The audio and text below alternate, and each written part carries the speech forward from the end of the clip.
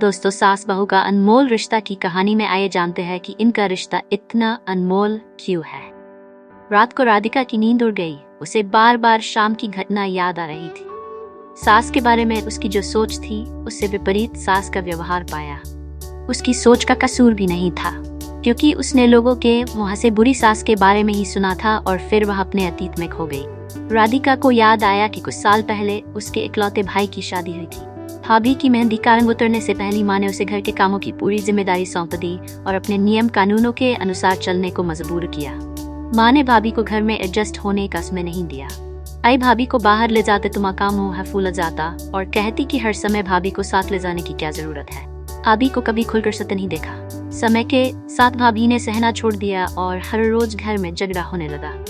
एक दिन भाभी के हाथ से कांच का गिलास नीचे गिरकर टूट गया। माँ चिल्लाने लगी कि नाकी मती गिलास फोड़ दिया। भाभी ने भी कड़ककर जवाब दिया कि अब भी रोज ताने मारती रहती हो। दोनों एक दूसरे पर थिर बढ़ते। राधिका ने भी ऐसी कहानियां सुनकर शादी से डरने लगी, पर माँ बाप के कारण शादी करनी पड़ी और एक अनजाने भैया के साथ सुराल आ गई। लेकिन आज की घटना ने उसकी सोच बदल दी कि हर सास वैसी नहीं होती। राधिका की सास श्रीमती अंजना देवी गांव की एक सम्मानित महिला थी। वह बहुत ही सुलझी हुई और समझदार थी। अंजना देवी ने अपनी बहू राधिका को अपनी बेटी की तरह अपनाया और उसे कभी भी किसी भी काम के लिए मजबूर नहीं किया। उन्होंने राधिका को खुलकर अपने तरीके से जीने दिया। अंजना देवी हमेशा कहती थी कि बेटी, तुम मेरी अपनी हो, तुम्हारी खुशी में ही मेरी खुशी है।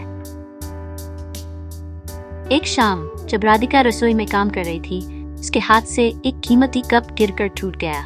राधिका डर गई कि अब सासू माँ नाराज होंगी, लेकिन अंजना देवी ने आकर उसे प्यार से समझाया, बेटी, यह सिर्फ एक कप था, चिंता मत करो, हम सबसे गलती हो जाती, ध्यान रखना कि तुम खुद को चोट न पहुंचाओ। राधिका को यह देखकर बहुत आश्चर्य हुआ और वह अपनी सास के इस व्यवहार से बहुत प्रभावित हुई। नींद न आने की वजह से उसने सोचा, चलो थोड़ी देर माँ से बात कर लूं। माँ ने इतनी रात को उसे फोन करते देखकर पूछा कि ये राधिका, सब कुछ ठीक तो है ना?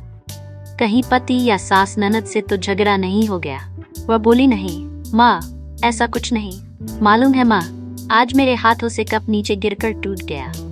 तभी सास आ गई और आगे बोलती उससे पहले ही माँ ने बोलना शुरू कर दिया, बेटी, फिर तेरी सास के चिल्लाने पर तूने अच्छा सा जवाब दे दिया ना?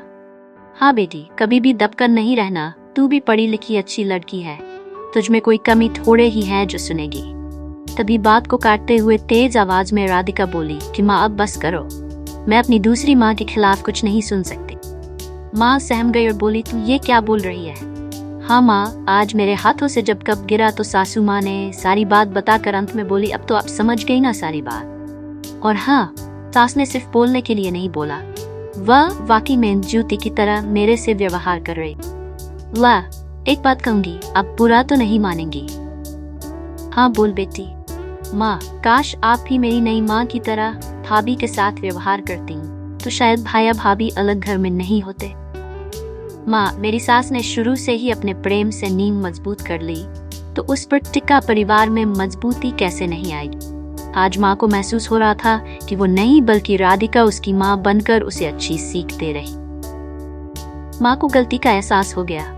राधिका आगे कुछ बोलती उससे पहले ही माँ ने कहा, राधिका, अब जब तू यहाँ आएगी तो यहाँ पर भी पूरे परिवार की नींव में मजबूती पाएगी।